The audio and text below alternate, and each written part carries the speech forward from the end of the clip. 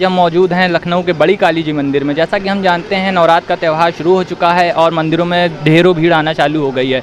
आज हम मौजूद है काली जी मंदिर पर और आप यहाँ देख सकते हैं यहाँ पे भक्तों का तांता लगा हुआ है। काफ़ी भीड़ मेले में आ चुकी है। कोरोना काल के 2 साल बाद करीबन दोबारा ये रौनक देखने को मिली है। अगर हम पुलिस प्रशासन या पुलिस व्यवस्था की बात करें तो यहाँ पर अच्छी व्यवस्था सरकार की तरफ से की गई है। हम देख सकते हैं लगातार यहाँ पर भीड़ बढ़ती जा रही है। आज नवरात्रि का तीसरा दिन है और यहाँ पर लोग बढ़ते जा रहे हैं। आइए चलते हैं मंदिर के अंदर और जानने की कोशिश करते हैं कुछ लोगों से ये त्यौहार का क्या महत्व होता है।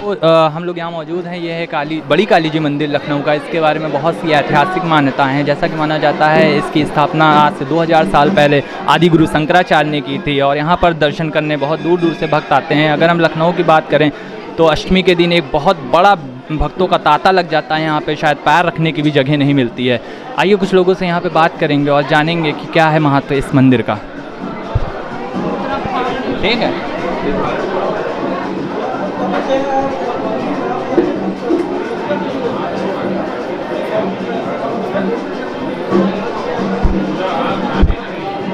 मौजूद है बड़ी काली जी मंदिर के आचार्य जी। आइए जानते हैं क्या मंदिर का इतिहास है और क्या लोगों के मनों में मान्यताएं होती हैं इस मंदिर को लेके। तो आचार्य जी हमारे दर्शकों को बताने का कष्ट करेंगे कि मंदिर की स्थापना किस प्रकार हुई या क्या इतिहास है मंदिर का।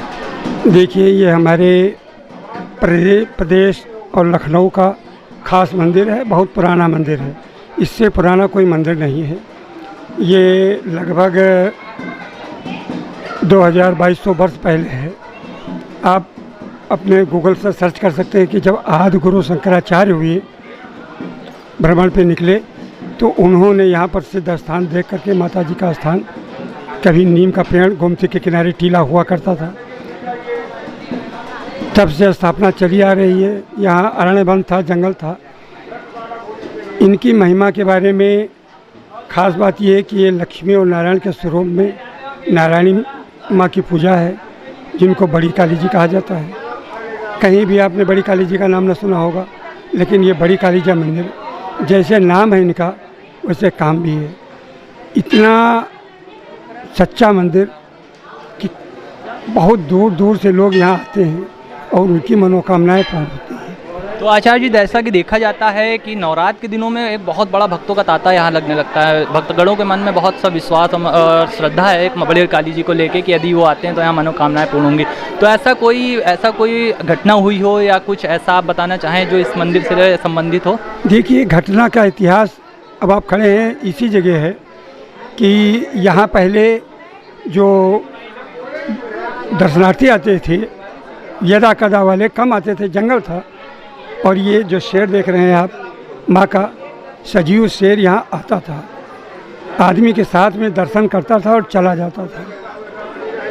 ये प्रमाणित है क्योंकि पूर्वज जो अभी ये ज़्यादा किस्सा नहीं है, 200-300 वर्ष का है। आज भी उनके ख़ानदान के लोग हैं जिन्होंने देखा है। जब ये ख़त्म हो गया, दूसरा स्टैचू लगाया गया। ये देखिए, इन्होंने अपना सर काट दिया था। ये साहू हैं रकाबगंज के रहने वाले। अच्छा। अपना सर काट दिया था और मन अवतरित होकर इस स्थान पे बैठी और जीवित कर दिया। जिनका मान लीजिए हम ही हैं और हम कोई करिश्मा देख रहे हैं तो हम अपने बेटे से बताएंगे। हमारा बेटा आएगा तो वो अपने बेटे से बताएगा।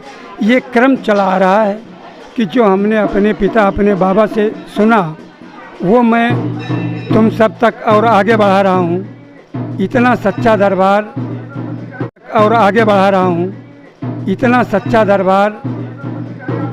नवरात्रि की बात कही हमने, उसके बारे में भी बता दें कि नवरात्रि में आप हर मंदिर में देखते हैं कोई काली की पूजा कर रहा है, कोई दुर्गा के मंदिर में, हर देवी में पूजा होती है। कहीं बलि चढ़ती है, कहीं बकरा चढ़ता है, खैर जैसा भी है। लेकिन यहाँ इतनी भीड़ होने का कारण यही है कि जो प्रमाणित हमारी देवी पुराण में लिखा हुआ है कि जैसे काली काली महाकाली काली के परमेश्वरी सर्वानंद करे देवी नारायणी नमस्तुते, सर्वानंद करे। शत्रु का नाश नहीं लिखा है, खून खराबा नहीं लिखा है, मारपीट नहीं लिखा है। सर्व मंगल मांगल्ये शिवे सर्वार्थ साधिके शरणे त्र्यंबके गौरी नारायणी नमस्ते। अब आप सोचिए कि कोई सुख की कमी न रह जाए। शरणागत दीनार्थ परित्राण परायणे सर्वसात हरि देवी नारायणी नमस्ते। तो ये नारायणी की पूजा जिन्हें हम बड़ी काली जी कहते हैं, वैसे दक्षिण भारत में बड़ी काली जी के नाम से, जैसे वहाँ नारायणी की जो पूजा होती है, विग्रह नारायणी का, वो काली जी की माँ कहते हैं वहाँ।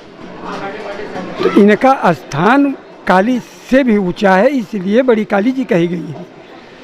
वो शत्रुओं का विनाश करने वाली हैं, वो क्रोध करने वाली हैं, वो क्षमा करने वाली, लेकिन इनके अंदर क्रोध नहीं, केवल दया, क्षमा, कृपा यही है बड़ी काली जी के अंदर। जी हाँ, ये क्रोध नहीं करती हैं। अगर हमसे कोई गलती होगी तो ये माफ़ कर देंगी, हमको सज़ा नहीं देंगी।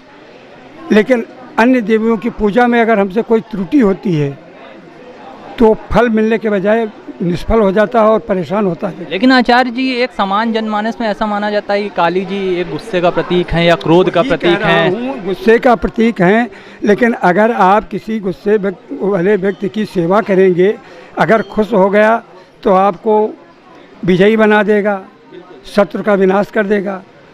लेकिन जो दयालु प्रवृत्ति का है वो प्रसन्न हो जाएगा। तो आप सोचिए उससे कितना, जब वो वैसे ही दया आप पे करती है। और फिर त्र्यंबके गौरी, देखिए त्र्यंबके गौरी नारायणी नमस्ते, यानी जितनी गौरी और आप देख रहे हैं देवियाँ, त्रिदेवियाँ, सभी खुश हो करके और उसके मनवांछित फल देती हैं। वो सदा सुखी रहता है। और यहाँ आने के बाद किसी व्यक्ति ने ये कहा ही नहीं कि मुझे कोई कष्ट मिला है। एक बार माता के दरबार में कोई आता है तो उसके जीवन में फिर दुखों की जगह नहीं रहती। आजमा के देख ले। मैं ये करें तो कोरोना के करीबन 2 साल बाद दोबारा से मेलों में रौनक लौट आई है।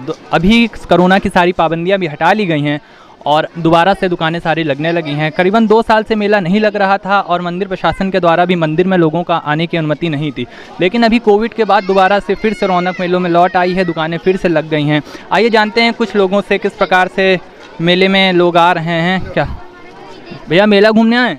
और क्या, तो कोरोना के 2 साल बाद करीबन मेला लगा है, कैसा लग रहा है? बढ़िया लग रहा है, अच्छा लग रहा है। मेले में शॉपिंग कर रहे हैं? भीड़ नहीं है बिल्कुल।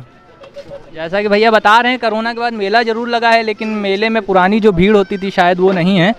तो आइए कुछ और लोगों से बात करेंगे। अंकल जी मेला घूमने आए हैं? हाँ भैया मेला घूमना है, लेकिन जो है मेले में रौनक नहीं है बिल्कुल। तो आपको क्या लगता है किस वजह से रौनक नहीं? बड़ी महंगाई जो है, हर चीज़ जो चीज़ 5 बजे उचित 10 रुपये, 10 वाली स्टैंड तक तो यहाँ महंगा हो गया है। 10 रुपये स्टैंड, अब 30 रुपये स्टैंड वाले ले रहे हैं। अभी मैं कल अंकल जी पेट्रोल पे बना रहा था वीडियो, अभी 100 के ऊपर 102 रुपये पेट्रोल, 103 रुपये पेट्रोल आज का था। 102 से ऊपर है और पेट्रोल। 21 तारीख को 92 में था, तो लगभग 5-10 रुपए के आसपास पेट्रोल में बढ़ोतरी हो गई। तो बेचारा मर जाएगा, कोई वो कुछ कर ही नहीं पाएगा। तो जब मैं लोगों से बात कर रहा था वो कह रहे थे कि सरकार राशन भी तो फ्री दे रही है। तो राशन फ्री वही तो सब ले रही है, हम लोग वापसी तो ले रही पेट्रोल के मार्फत से, और जो इंजेक्शन लगाया उसका पैसा ले रही पेट्रोल के मार्फत से। तो इसी वजह से बड़ा महंगा होगा तो हर सामान महंगाई आ जाएगी। जो आलू 5 रुपये किलो, 10 रुपये किलो था, वो आलू 20 रुपये किलो है आज। गरीब आदमी, कटहल जो है सीजन की सब्जी है, कटहल 80 रुपये किलो है। कहाँ से खा के आदमी अपना बसर कर सकता है? तो आप मतलब सरकार काम नहीं कर रही जिस हिसाब से नहीं, सरकार काम कर रही है अपना, लेकिन जो है महंगाई को कंट्रोल नहीं कर पा रही है। वो डीजल पेट्रोल का दाम बढ़ा के और महंगाई बढ़ाती जा रही है। बिल्कुल सही कह रहे हैं आप, जिस प्रकार से महंगाई बढ़ रही है शायद इसी वजह से रौनक, मेले में रौनक है, पैसे ही आदमी पानी तो कहाँ से खर्च करेगा? नहीं बिल्कुल। और बाकी अंकल जी नवरात्र के बारे में क्या कहोगे आप? बड़ी काली जी दर्शन किया आपने? हाँ भैया वहाँ ठीक है, मंदिर में भगवान के दर्शन तो ऐसे ही बढ़िया हो रहे हैं। बिल्कुल बिल्कुल। आइए चलते हैं, कुछ और लोगों से बात करने की कोशिश करते हैं। दुकानों पे देखते हैं, यहाँ पे काफ़ी कम भीड़ है। कुछ लोग कह रहे हैं शायद महंगाई की बढ़ती हुई मार से यहाँ पर कम भीड़ है, क्योंकि इंसान के पास पैसा ही नहीं है तो खर्चा क्या करेगा। घूम रहे थे बड़ी काली जी का मेला और यहाँ पर एक बहुत ही यूनिक कला देखने को मिली। आप देख सकते हैं यहाँ पे कुछ प्रकार की तस्वीरें रखी हुई हैं। मैं अपने कैमरा पर्सन से कहूँगा जो दिखाएं। और अंकल जी जो बना रहे थे उन्होंने बताया कि ये राम नाम के अक्षरों से बनी हुई तस्वीरें हैं। जितनी भी तस्वीरें आप देख रहे हैं इसमें राम नाम का लेखन करके ये तस्वीरें बनाई गई हैं, जो कि मुझे एक यूनिक चीज़ लगी और मैंने सोचा अपने दर्शकों को दिखाई जाए। अगर आप देखेंगे योगी आदित्यनाथ, राम मंदिर मॉडल और बहुत सारी तस्वीरें यहाँ पे बनाई गई हैं, और जो बहुत छोटे छोटे राम नाम के अक्षरों से लिखी हुई बनाई हुई हैं। हमारे बीच वे कलाकार हैं जो इन्हें बनाते हैं। आइए इनसे बात करेंगे और कुछ और जानेंगे। तो क्या नाम है आपका? सुधीर कुमार कश्यप। तो सुधीर जी, ये जो आप बनाते हैं ये इसका आपके मन में विचार कैसे आया, कैसे आपने शुरुआत की, कुछ हमारे दर्शकों को बताएंगे? ये हमारे पिताजी सन 1990 से राम नाम लिख के लेखन कार्य करते थे। उसके बाद धीरे धीरे उन्होंने इसको कला में तब्दील किया, कि इसके द्वारा चित्रकला के द्वारा इसको कलाकृतियाँ बनाई जाएं। बचपन से मैं देखता चला आ रहा था। मन में एक भावना थी कि हम भी इस तरह का कार्य करें, लेकिन उस समय नहीं सक्सेस हो पाए। इसके बाद अभी सन 2010 से मैंने करने का प्रयास शुरू किया और धीरे धीरे करते करते मैं भी करने लगा। हाँ, मैंने भी देखा है कई मंदिरों में पत्रिकाएं मिलती हैं जिसमें राम नाम लिखा जाता है। मैंने बचपन में खुद भी लिखा है। तो वहाँ से आपके पिताजी ने शुरुआत की थी राम नाम लिखने की और फिर इस तरीके से आप धीरे धीरे यहाँ तक पहुँचे। तो इसमें कितना समय आपको लग जाता है बनाने में? ये माइंड ऑफ कंसंट्रेशन के ऊपर डिपेंड करता है कि दिन में 2 घंटे 4 घंटे अथवा 6 घंटे जितना वर्क कर पाएँ। तो कोई पेंटिंग हमारी 6 दिन में कंप्लीट हो जाती है, तो कोई 15 दिन में, तो कोई महीने भर में। तो इस प्रकार की आपको कला को प्रोत्साहन देने के लिए राज्य सरकार या केंद्र सरकार या किसी NGO द्वारा किसी प्रकार का प्रोत्साहन या कोई कार्य किया गया अब तक? नहीं, अभी तक कहीं से किसी प्रकार का कोई प्रोत्साहन, किसी प्रकार का कोई सहयोग नहीं मिला है। लेकिन अभी हमारे क्षेत्रीय विधायक नीरज बोरा जी उन्होंने इसको संज्ञान में लिया है और इसको अपने संरक्षण में लेने का हमको बताया। तो आपने जैसा कि ये प्रदर्शनी लगाई है मेले में, कैसा रिस्पॉन्स आपको मिल रहा है लोगों की तरफ से?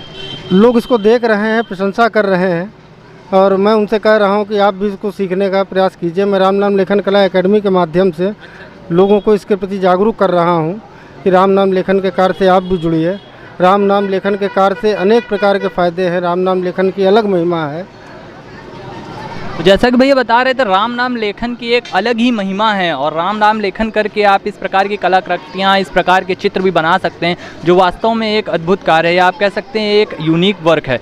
आइए देखते हैं किस प्रकार की तस्वीरें भैया ने बनाई हैं। आप देख सकते हैं यहाँ योगी आदित्यनाथ जी की तस्वीर बनी हुई है और जिसको हम आपको बता दें कि ये एक कॉपी है, जबकि ओरिजिनल जो योगी आदित्यनाथ जी का तस्वीर थी वो उनको भेंट की जा चुकी है, जिसकी एक तस्वीर यहाँ पर लगी हुई है। मैं अपने कैमरा पर्सन तुषार से कहना चाहूँगा वो दिखाएं कि जो ओरिजिनल तस्वीर थी राम नाम की कृति से बनाई हुई, राम नाम के अक्षरों से बनाई हुई, वो भैया ने यूपी के मुख्यमंत्री योगी आदित्यनाथ जी को सप्रेम भेंट दी है।